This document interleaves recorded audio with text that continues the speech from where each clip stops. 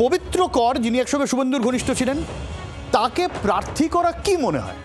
তৃণমূলের master stroke, নাকি শুভেন্দুকে খোলা মাঠ দিল তৃণমূল কংগ্রেস?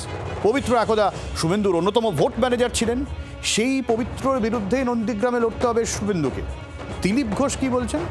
নন্দীগ্রামের লড়ার মতো যোগ্য প্রার্থী তৃণমূল নেই, তাই বিজেপি থেকে প্রার্থী ধার করতে হচ্ছে।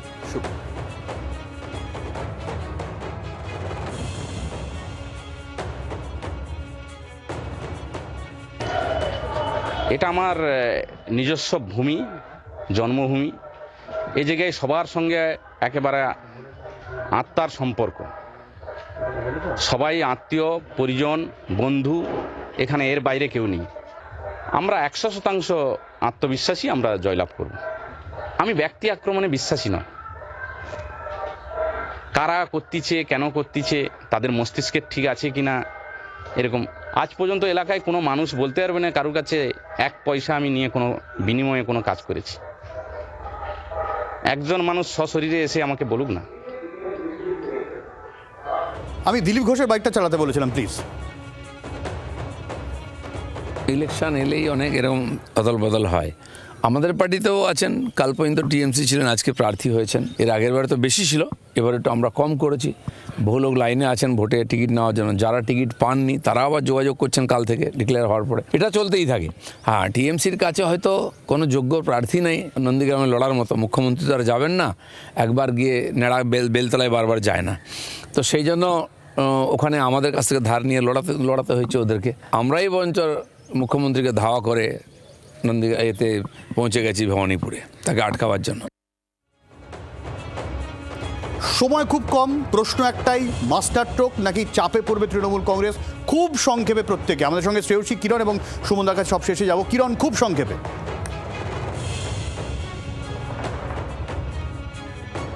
দেখো, আমরা এখন সেই তৃণমূল প্রার্থী পবিত্র করের বাড়ির সামনে রয়েছি।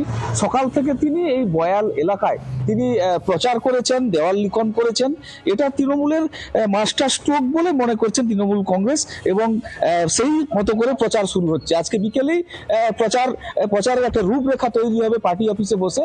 দেখাতে চাইবো এখানেই পতাকা লাগানো হয়েছে তৃণমূলের। গতকাল পর্যন্ত যেখানে বিজেপির ঝান্ডা লাগানো ছিল, আজকে সেই পতাকা এখানে লাগানো হয়েছে।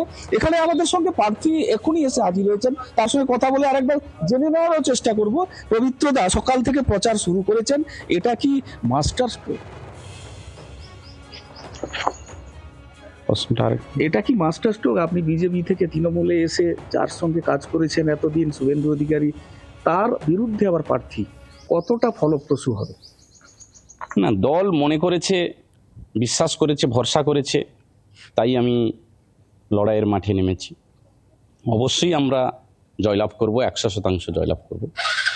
শুভেন্দু অধিকারী আপনার বিরুদ্ধে প্রার্থী, সেই নিয়ে আপনার কতটা লড়াইতে আপনার সরল হবে?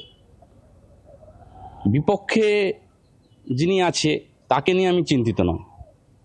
আমি আমার যে সমস্ত কর্মী সমর্থক এবং আমার যে ভালোবাসার মানুষজন, নন্দীগ্রাম আমার ভূমি, এখানেই আমি আমার ছোট থেকে বড় হয়েছি, এখানের মানুষজন সব আমার আপন আত্মীয়, এদেরকে নিয়েই আমি অবশ্যই এই যুদ্ধে জয়লাভ করব। আচ্ছা, এবং তার স্ত্রীও কিন্তু দল পরিবর্তন করেছে, খবর পাওয়া গেছে। যে আমরা গতকাল স্ত্রীর সঙ্গে কথা বলেছিলাম, তিনি বিজেপির পঞ্চায়েত প্রধান ছিলেন, তিনিও দলবদল করলেন। আমার সময় প্রায় শেষ হয়ে গিয়েছে। আমি শ্রেয়সীর কাছে খুব সংক্ষেপে আসবো, খুব সংক্ষেপে। শ্রেয়সী,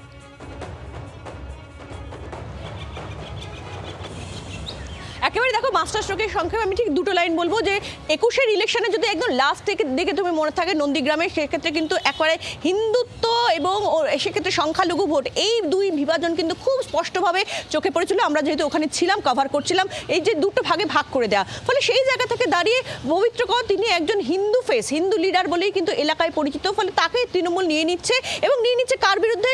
শুভেন্দু অধিকারী, যিনি গোটা রাজ্য জুড়ে কিন্তু কার্যত হিন্দুত্বর বিষয় নিয়ে তিনি সারাক্ষণ প্রচার থাকছে। থাকছেন প্রচারে বলা যেতে পারে কেন্দ্র মুক্তিনী, তার বিরুদ্ধেই হিন্দুত্বের এক্ষেত্রে একজন ক্যান্ডিডেট করা হলো। এখন মাস্টার স্ট্রোক কিনা সেটা বোঝা যাবে অবশ্যই 4th মে, কিন্তু একদমই। তার আগে যে বিষয়গুলো আসছে সেটা হচ্ছে যে শুভেন্দু অধিকারীর বিরুদ্ধে তারই দলের অপর হিন্দু লিডার তাকে দাঁড় করানো হচ্ছে, সেটা কি কাজ করবে? আর দ্বিতীয়ত আরেকটা বিষয় আমার যেটা জানার বা দেখার ইচ্ছাও রয়েছে, যে বিষয়টাতে নজর থাকবে আমাদের, যে এক্ষেত্রে মুসলিম এরিয়াগুলোতে, যেখানে নন্দীগ্রামে একটা বড় অংশ কিন্তু মুসলিম এরিয়া রয়েছে বা সংখ্যালঘু এরিয়া রয়েছে, তারা পবিত্র বাবুকে ঠিক কিভাবে দেখেন সেটাও দেখার শ্রেয়সী, আমার সময় একদম শেষ।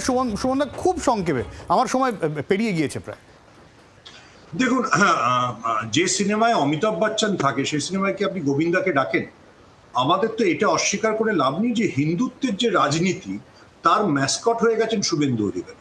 ফলে আপনি সেই সিনেমায় যদি কোনো সাইড ক্যারেক্টারকে নিয়ে আসেন, আমার মনে হয় না যে যারা হিন্দু, যারা বিজেপিকে ভোট দেবে বলে ঠিক করেছে, তারা তাকে ছেড়ে, শুভেন্দু অধিকারীকে ছেড়ে সরে যায়।